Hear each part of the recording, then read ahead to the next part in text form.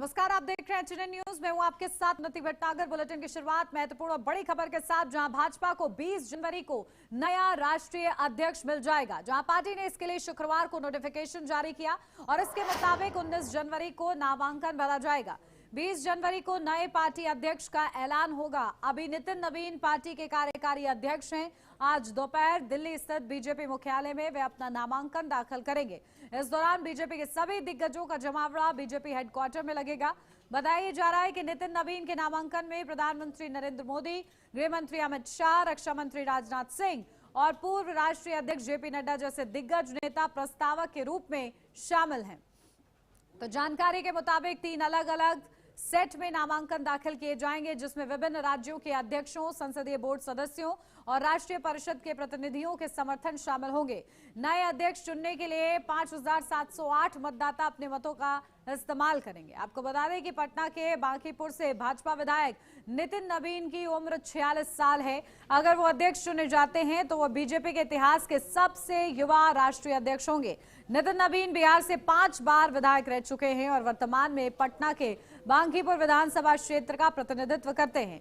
15 दिसंबर 2025 में उन्हें बीजेपी का राष्ट्रीय कार्यकारी अध्यक्ष बनाया गया था। बिहार से आने वाले नवीन पूर्वी भारत से बीजेपी के पहले राष्ट्रीय अध्यक्ष होंगे।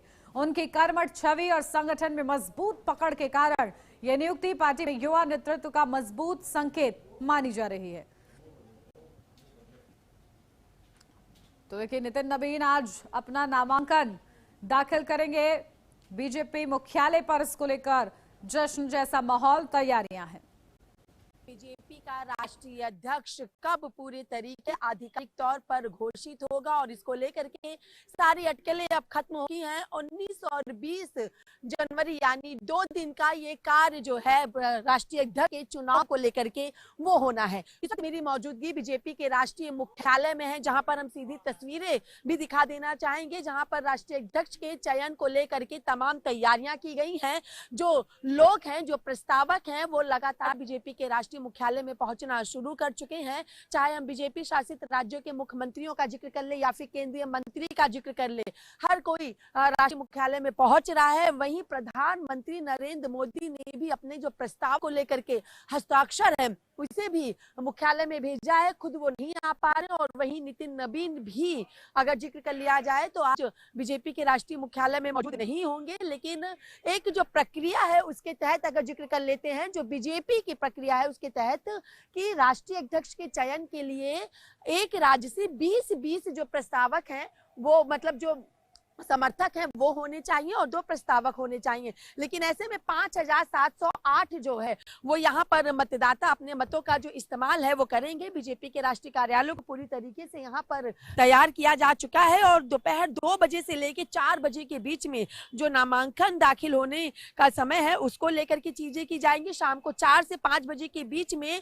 जो नामांकन के कागजात हैं उनको पूरी तरीके से जांचा जाएगा, यानी उसमें किसी भी तरीके की कमी या त्रुटि तो नहीं है, उसको पूरी तरीके से जांचा जाएगा। और उसके बाद अगर जिक्र कर लिया जाए तो 6 बजे के लगभग का वक्त बताया जा रहा है, जब ये तमाम चीजों को लेकर के ये है कि अगर कोई और ने अपना नामांकन दाखिल किया है और उसमें कोई कमी पाई जा रही है तो 5 से 6 के बीच में वो अपना नामांकन जो है वो वापस ले सकता है। लेकिन जिस तरीके से नवीन के ऊपर शीर्ष नेतृत्व का आशीर्वाद है, जिस तरीके से नितिन नवीन के ऊपर संगठन का आशीर्वाद है, तो ये सारी चीजें जो है वो कहीं ना कहीं टलती हुई दिखाई दे रही है और विरोध लगभग नितिन नवीन का राष्ट्रीय अध्यक्ष चुना जाना लगभग तय है।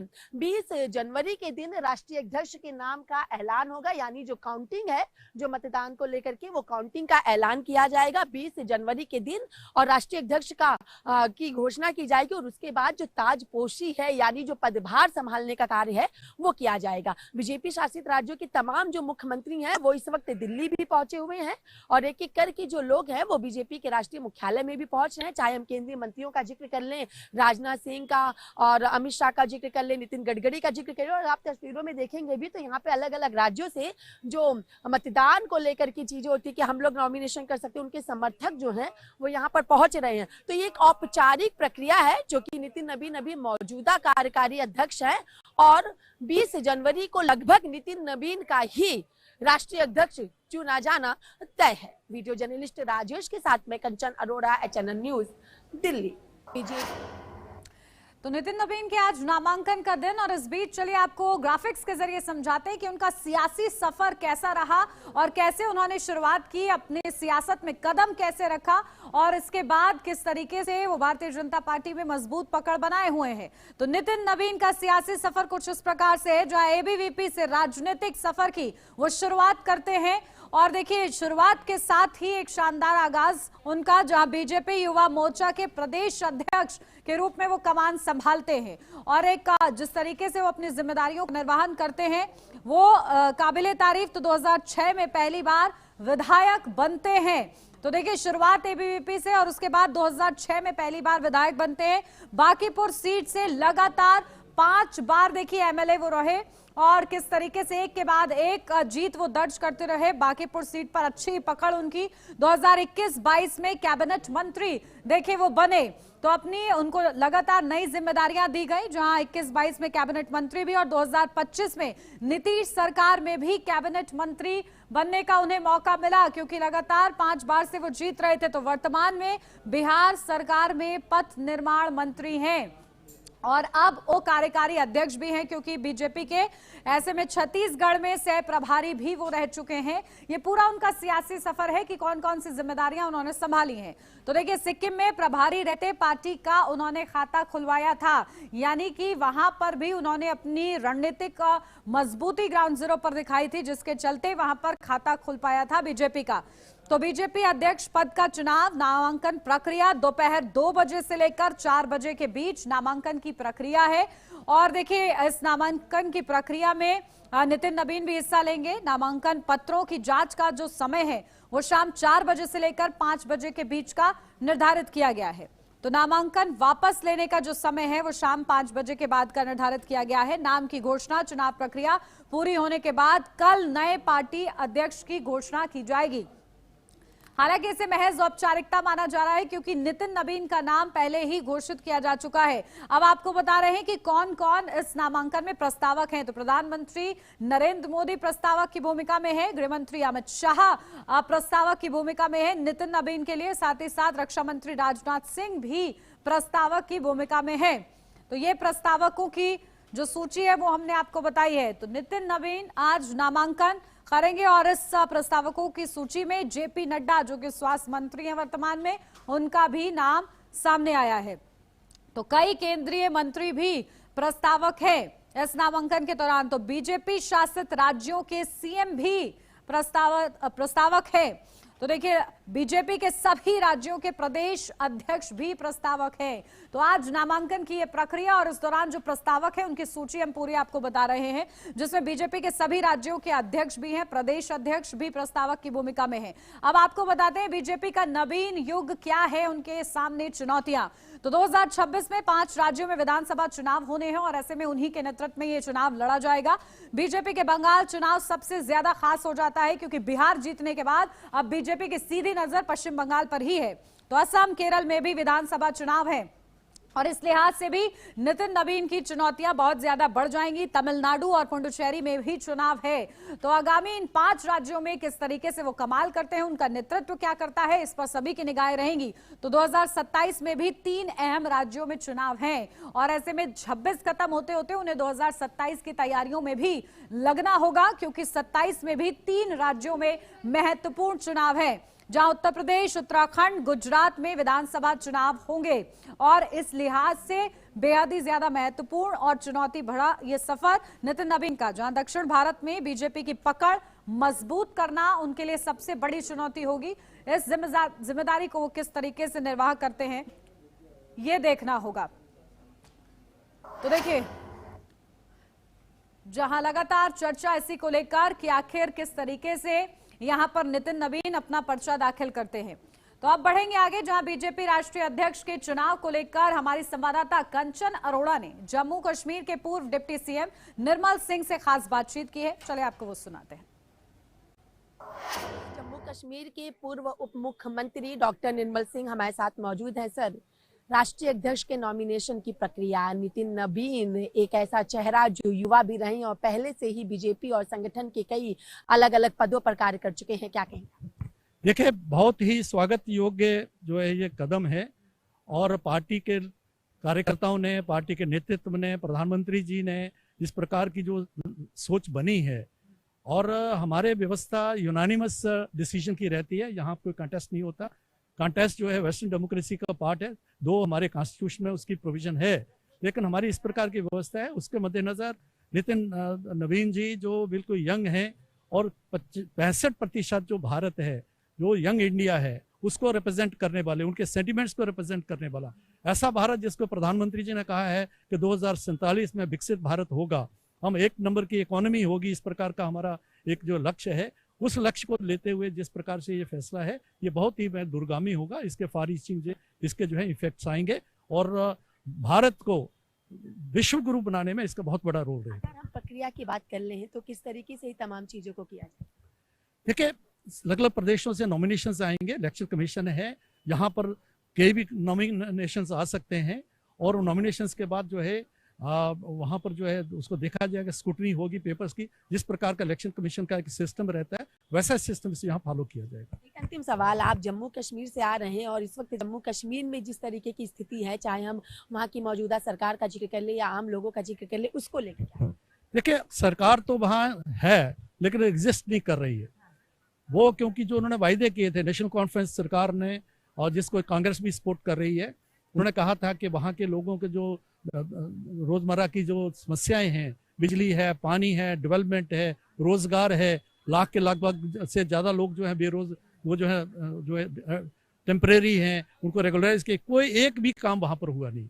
और फिर भी जो है उसके वहाँ के जो मुख्यमंत्री हैं और बाकी जो उनकी टीम है, अलगाववादी जो एजेंडा है, जो आपने देखा होगा 14 जुलाई को 2025 को वो एक कब्रिस्तान की दीवार को लांग रहे थे, वो है जो अलगाववादियों को प्रेरित करने वाला जो लोग हैं वहाँ 1931 में जो लोग राइटर्स जो थे वो मारे गए थे, जो अलगाववाद का जो है एक बहुत बड़ा उनका था रोल था। तो उसके इस प्रकार की राजनीति वहाँ चल रही है। भारतीय जनता पार्टी अपना जो बुरी मेहनत कर रही है, और पक्के तौर पर हम जो है सरकार को भी चेता रहे हैं और अपना रोल प्ले कर रहे हैं। शुक्रिया। ये थे हमारे साथ जम्मू कश्मीर के पूर्व उप मुख्यमंत्री doctor Nirmal Singh. Video journalist Rajesh के साथ मैं कंचन अरोड़ा, चैनल न्यूज, दिल्ली। यार रुक छोटे से ब्रेक के लिए, जल्द हाजिर होते हैं।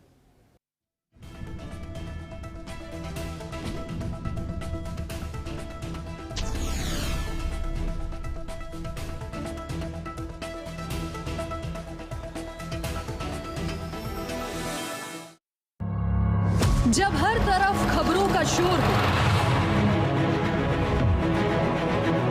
जब सच और अफवाह में फर्क ना हो, तब एक चैनल उठता है सवालों की रोशनी लेकर, आपके हित की आवाज बनकर। HNN न्यूज, जुनून सच दिखाने का। कभी खेलों के मानचित्र पर उत्तर प्रदेश सिर्फ संभावनाओं का नाम था, पर 2017 के बाद संभावनाएं संरचना में, जनपदों में स्टेडियम, ब्लॉकों में मिनी स्टेडियम और गांव में मैदान। खेल अब शहरों तक सीमित नहीं रहे। लखनऊ से मेरठ, वाराणसी से अयोध्या, ग्रेटर नोएडा से गोरखपुर, मैदानों पर सिर्फ खिलाड़ी नहीं, अंतर्राष्ट्रीय इवेंट्स उतरे। खेलो इंडिया, यूनिवर्सिटी गेम्स, मोटो जीपी, डेविस कप, बैडमिंटन से लेकर खो खो तक उत्तर प्रदेश अब मेजबान भी है और दावेदार भी। प्रतिभाओं को मिला मंच, प्रशिक्षण और सम्मान। आज उत्तर प्रदेश खेलों में सिर्फ भाग नहीं लेता, दिशा तय करता है। यह है बदलाव की कहानी, मेहनत की पहचान और भविष्य की स्वर्णिम उड़ान। ये है आत्मविश्वास, लगन और विजय का गूंजता संदेश। ये है नया उत्तर प्रदेश।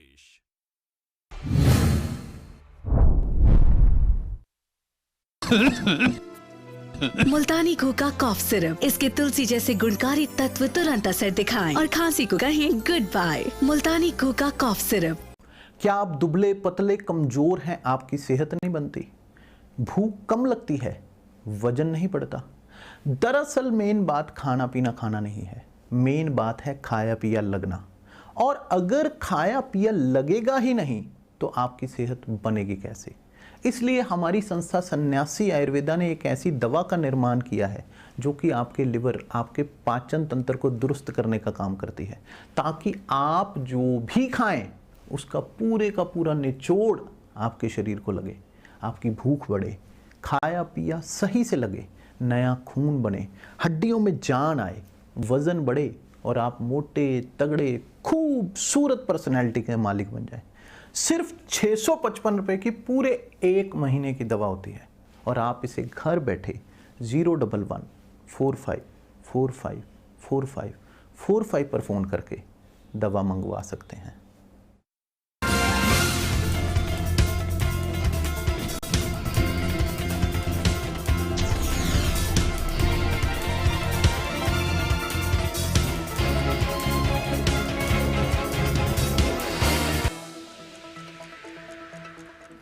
ब्रेक के बाद स्वागत है आपका। बढ़ते हैं आगे। बिलासपुर में राष्ट्रीय सड़क सुरक्षा माह के तहत स्कूली बसों को फिटनेस जांच के दौरान बड़ा खुलासा ये हुआ है कि रविवार को महज 4.5 घंटे में 23 स्कूलों की 233 बसों की जांच पूरी कर दी गई, जिसमें एक बस की औसत सिर्फ 1 मिनट 16 सेकंड में हुई।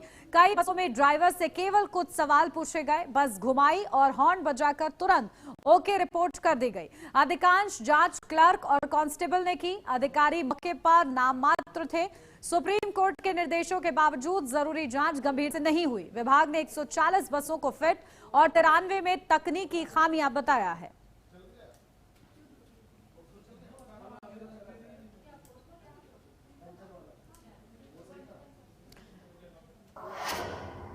कवर्धा में एक अज्ञात युवक की चाकू मारकर निर्मम हत्या कर दी गई। शनिवार को स्थानीय लोगों ने सड़क किनारे खून से लथपथ शव देखा और पुलिस को सूचित किया। मौके पर फॉरेंसिक टीम ने जांच शुरू की।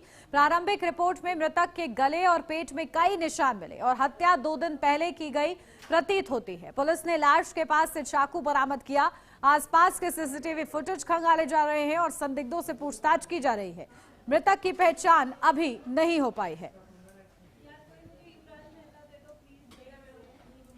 थाना कवर्धा के अंतर्गत लालपुर नर्सरी के पीछे में एक अज्ञात शव मिला है। उसकी हम लोग अभी शिनाख्त करने के प्रयास कर रहे हैं और मौके पे ही यहाँ पे देहाती नाल से ले लिया गया है। आगे जो भी है उसमें वैधानिक कार्रवाई की जा रही है। उस पे चाकू के निशान है उसके गर्दन पे मृत व्यक्ति के। उसके आधार पे शिनाख्त की जा रही है कि ये स्थिति कैसे आई और यहाँ तक ये बॉडी कैसे आई है। अभी जो हालात देख करके समझ में आ रहे हैं मौके पे, वो 1 दिन पुरानी भी हो सकती है लाश। अभी वो क्योंकि ठंड का सीजन है इसलिए अभी पोस्टमार्टम के बाद ही क्लियर हो पाएगा कि ये बॉडी कब कितनी पुरानी है। बिलासपुर के नगपुरा में आयोजित 3 दिवसीय बेलत्रा महोत्सव का भव्य और रंगारंग समापन हो गया। 3 दिनों तक चले इस आयोजन में हजारों दर्शकों ने सांस्कृतिक कार्यक्रमों का आनंद लिया।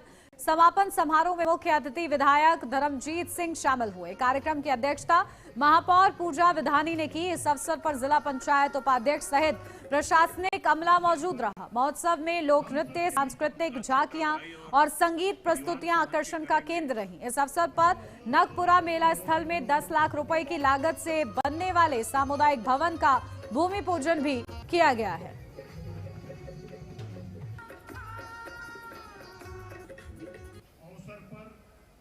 हम सबके बीच उनका छोटा भाई और परिवार समझ के करेंगे।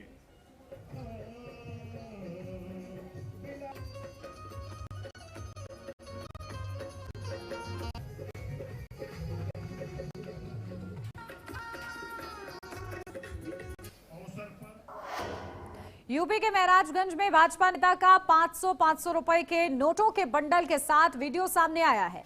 वीडियो एक कमरे के अंदर का है जहां भाजपा जिला मंत्री गौतम तिवारी खुद खड़े हैं। कमरे के कोने में फर्श पर रेड कार्पेट के ऊपर 500 रुपए के नोटों के बंडल रखे हैं। भाजपा नेता खुद मोबाइल की फ्लैशलाइट जलाकर उसे देख रहे हैं। वीडियो बनाने वाला शख्स उनसे फ्लैशलाइट बंद करने को कह रहा है। वीडियो वायरल होने के बाद बीजेपी नेता ने सफाई देते हुए पैसे उनके होने की बात से इनकार किया है। उनका कहना है कि सब जादू टोने की देन है। कुछ तंत्र मंत्र करने वाले लोगों ने उन्हें जाल में फंसाया है। जमीन दिलाने के नाम पर उनसे 1.5 करोड़ रुपए ऐंठ लिए गए हैं। वापस ना लेना पड़े इसलिए नकली नोटों का वीडियो बनाकर ब्लैकमेल किया जा रहा है। वीडियो में दिखाए गए पैसे कागज के टुकड़े हैं। हालांकि वीडियो कब का है, किस जगह का है, इस संबंध में भाजपा नेता कुछ भी नहीं बता पाए। वाले हैं तंत्र मंत्र वाले हैं, ये सब उल्टा सीधा कर रहे हैं। ये बनारस से संबंधित एक व्यक्ति है। वही वायरल करा रहा है। वो पैसा नहीं है, वो कागज है। कागज है, करोड़ रुपया मेरा है, वो सब लिए है।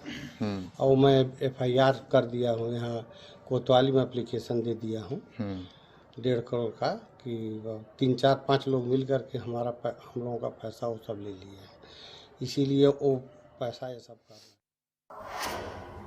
और इसी के साथ इस बुलेटिन में बस इतना ही। खबरों का सिलसिला आगे भी जारी रहेगा। आप बने रहिए एचएन न्यूज के साथ।